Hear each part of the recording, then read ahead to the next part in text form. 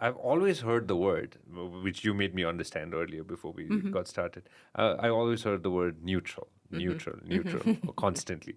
And now, obviously, when we're talking off air, I'll just use one word, clever as well. Right? How do we stand today? Because back in 2004, you were right at the heart of the conflict, and you traveled across the country, met with all the leaders, some of the leaders, let's say, who now run the country, who practically are now running the country. When you look back and on today's date as well, you know, what do you see? Have we gotten that far when you met them back in that day, and when you meet them today? Have we crossed over? Have we made that difference? Or are we on the process of making that change? As I said, I believe Nepal is on a positive trajectory. I have to say, you know. Of course.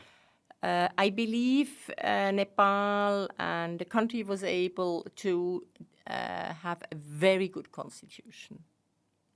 A very progressive constitution. Of course, a constitution is never perfect, you can change. But as a starting point, your constitution is good.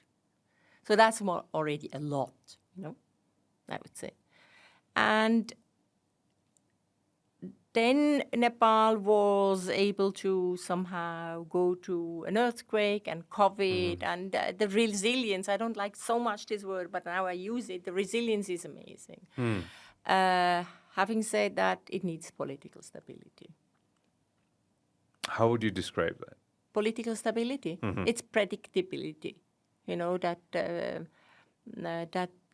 process, that a system can be built. You know, we always said it will be a bumpy road. It takes 15 years at least, maybe 3 election cycles to build up the system. But of course, the change was huge from a system before to now the system, the constitution it has now.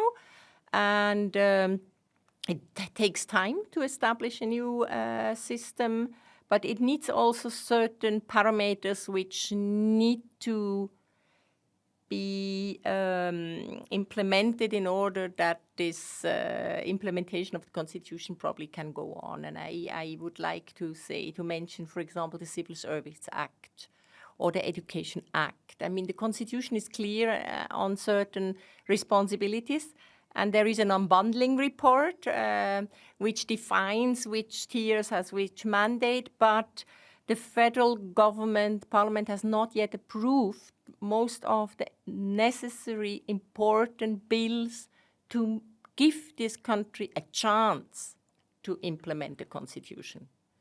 When we go to the provinces, they have 47% of the staff. I mean, this cannot be, and a high turnover all the time. So I believe, give it a try. And for that, there need certain amendments or certain bills and acts passed. To see that change happening. Yes. It cannot happen otherwise. Predictability, that's the word that you used, which is very interesting. When it comes to not just the West, when it comes to foreign powers, looking at a small nation like ours, how predictable are we on today's day? You said before, I mean, Switzerland is similar to Nepal, and we have seen also, we have been surrounded in many years with the big powers. I think we were able to manage because we had political stability and because the government, when they had to negotiate or whatever, did it for the Swiss people. And I think maybe I'm wrong, but I think that was also the secret how we could survive. Survive the wars, survive the recession, survive. Yeah, I believe so. I really believe they were able to negotiate solutions. And as I told you before, when I was young, we were very critical towards my parents' and grandparents' generation who always pretended we survived because of our army. And I think we survived because there were clever deals done.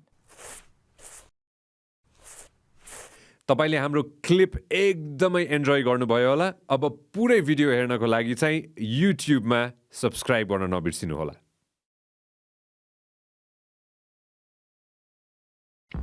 This program is brought to you by Vyas Studios